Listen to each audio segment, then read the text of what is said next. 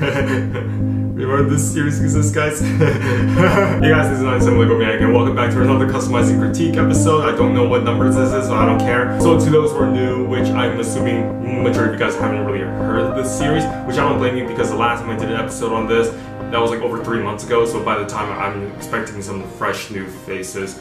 For people who recently subscribed to my channel and have no idea what this series is about.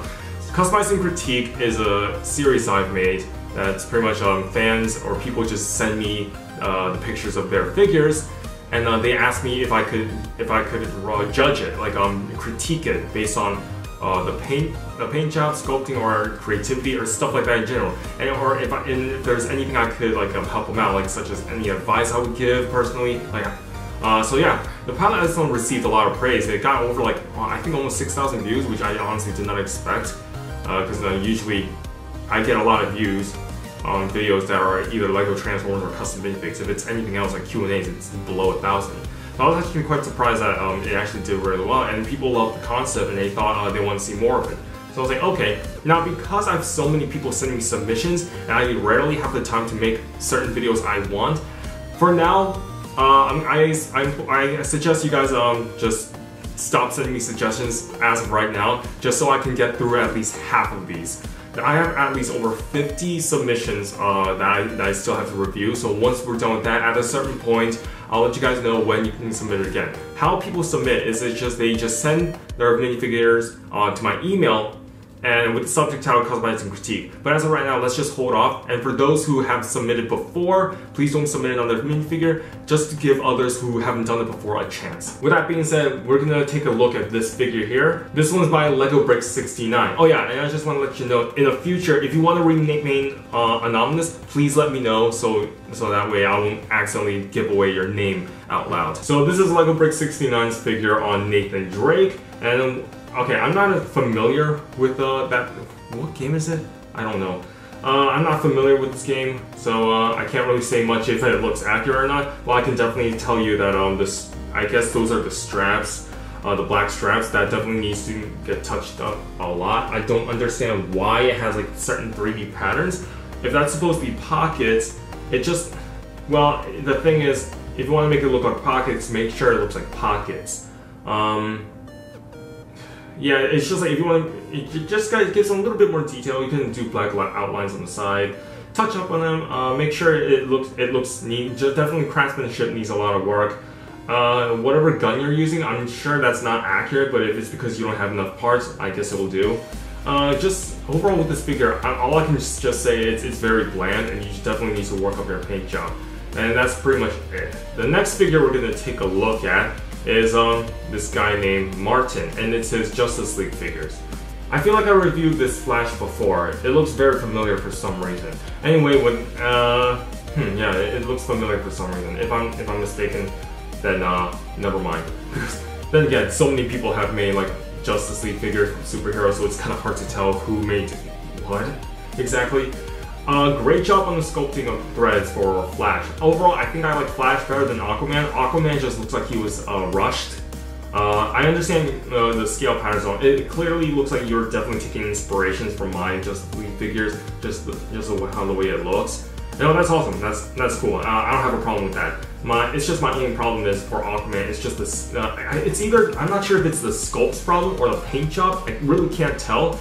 Because if the sculpt's really good, then you need to make sure the paint job like shows off the sculpt very well. Like what I mean by that is if you have a really good sculpt, you gotta make sure the paint job does the sculpting service, so that way you can still see all the sculpted details entirely, and it still looks clean. Or if not, because the thing is, that sculpting, you cannot fix poor sculpt jobs over with paint.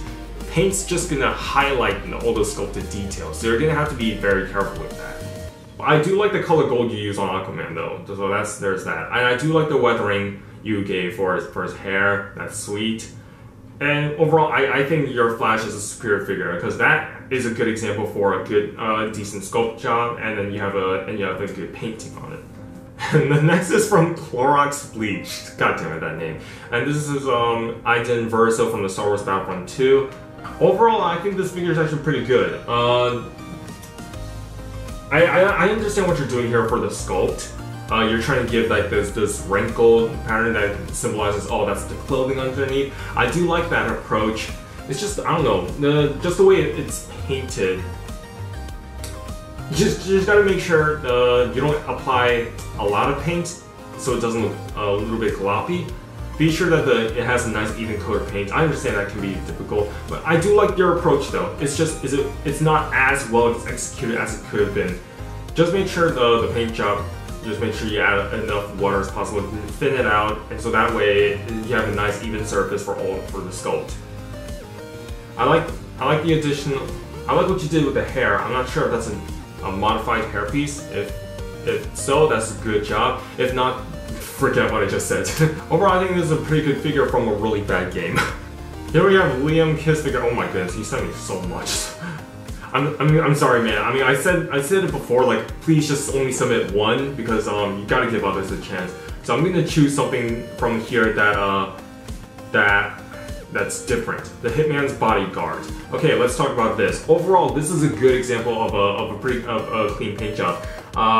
I like the black outlines you've done. There may be some little paint jobs here and there, but that's just a nitpick, honestly. Because overall, I think you executed these figures really well. That's a pretty interesting head you used for Ryan Reynolds. I never thought about that before, so that's interesting. Good job on the hairpiece on modifying it. Sanding hairpieces can be really tough to make it look right, but I think you did a very good job in this case. Now, going to more... I was about to say Morgan Freeman. Samuel L. Jackson figure. My major problem is definitely the head, because just the way the eyes look, comparing it to Ryan Reynolds, you can obviously tell the eyes are a lot higher than it needs to be. If you just check out my my painting face tutorial, so you can understand the anatomy of how you should line up Lego eyes and stuff. It's hard.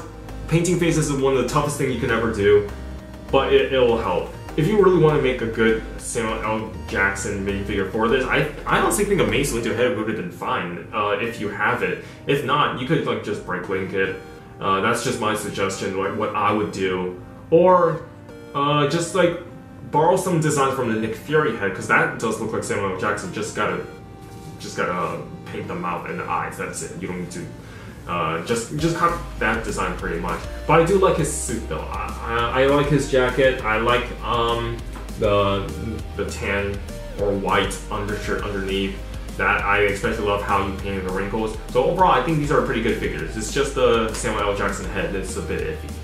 Another one we're going to take a look at is from DC Lego Production 72. And there's an Iron Spider. My goodness, there's so many Iron Spiders in minifigures. Okay, so all I can say for this Iron Spider figure, definitely needs a lot of improvement on pretty much everything. Symmetry definitely needs to work. Paint job needs to be a bit smoother. The eyes do not line up as well, and they're a little bit small. But hey, you know, it takes practice. Painting minifigures is not an easy thing to do. I understand. I never started off good anyway, and I'm still improving to this day. Yeah, but just make sure, just be careful when you're painting thin lines. I think you guys definitely need a thin lines tutorial. I mean, that was the most suggested one, so I'll definitely make that video next in the future. Yeah, just overall, just make sure your paint job's a lot smoother. Make sure that the lines are a bit thinner, and make sure that the both sides are as symmetrical as possible. It's tough, I know, I understand. Especially if you're just a little kid starting off, you're gonna make mistakes. It's cool, and I don't blame you. Those are just the pointers that I'm just gonna give you, so you can use that advice I give you, so you can actually improve in the future. And once you do that, you'll definitely make a really good minifigure. I guarantee it. All right, the last one we're gonna take a look is Kyle Brown, and oh yeah. Now looking at these figures, it's Brickophilia. Shout out to you, man. If you're watching this video, dude, you're one of my favorite customizers out there. You're really good. You're in fact way better than I am. Yeah, like holy hell, man. Like your figures are super great. Like, all right, this is gonna be a shout out to Brickophilia. Seriously, like holy crap. Like he's underappreciated. He doesn't have as many followers as other good customizers have, and I think that's a shame, because he is so talented in this community. And I really wish that yeah, to those who haven't followed Brickophilia, I'm gonna leave a link to his page down below. He's freaking amazing. So I'm gonna take a look at it. Let's look at his add-on figure. Well, holy hell, man. First of all, sculpting fantastic job. And painting, oh my goodness, he even painted the Atom symbol on his helmet. Like, that's amazing. I like the head for Ray Palmer. That actually does look like him, like with the facial structures and all. I would give him a smirk. Well, that's just my preference. There's no Ray Palmer's a cheery guy. What else I would say? My goodness, other than the fact that it's so clean, the paint job, the sculpt, and everything. Holy hell, man! Like, this is one of the best like Atom figures of a long time. I've always wanted to make a version 2 of my Atom figure, but I just don't care about the CW anymore, so that never happened. But holy hell, man! Like, jeez, these figures are really good. I think my favorite figure from you is like, it's definitely the Wasp. The Wasp definitely stuck in my head. There's other figures you've made that are really good, but Wasp to me is just like, holy hell, like that's just perfection. So yeah, that's it guys for Customizing Critique. Thank you so much for participating, and those who want to submit something, I mean, I guess you could, but as of right now, I highly suggest you guys just wait a bit until I get through half of these people. It might take months, sure, yeah, but you know, I'm a really busy guy. I have other videos to make, I got work to do, you know. So yeah, but this is a really fun series, and you guys enjoy this a lot, and I'm glad you do. So yeah, I said so yeah a lot. This video isn't scripted, by the way. So yeah, that's it guys. Thank you guys so much for watching, and I'll see you guys later. Bye bye.